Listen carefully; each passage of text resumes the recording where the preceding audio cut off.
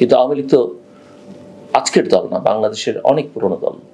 এই আওয়ামী লীগের অনেক ইতিহাস আছে, ঐতিহ্য আছে, ভালো দিক আছে, খারাপ দিকও তার আছে। কিন্তু আওয়ামী লীগে কি ভালো নেতা, রাজনৈতিক কর্মী, সমর্থক নেই সারা দেশে? দশকের পর দশক ধরে তারা কি এই দলটির সঙ্গে ছিল না?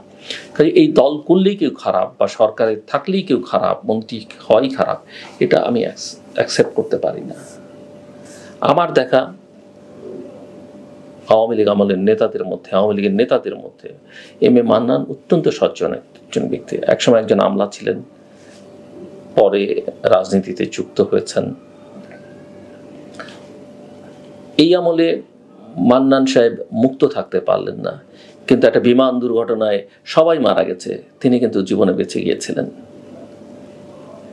সৃষ্টিকর্তাও তার প্রতি সহায় ছিল। তার বিরুদ্ধে কোনো দুর্নীতির অভিযোগ নেই। যে মামলায় তাকে, এখন তো কথায় কথায় হত্যা মামলা, এই মামলা কোনটা টিকবে কোনটা টিকবে না আমরা কেউই নিশ্চিত নই। কথায় কথায় মামলা, এবং বলাও হয়েছে তদন্ত ছাড়া কাউকে গ্রেপ্তার করা হবে না। ওনাকে গ্রেপ্তার করা হলো 19 জন আসামি, বাকি কাউকে গ্রেপ্তার করা হলো না, ওনাকে গ্রেপ্তার করা হলো।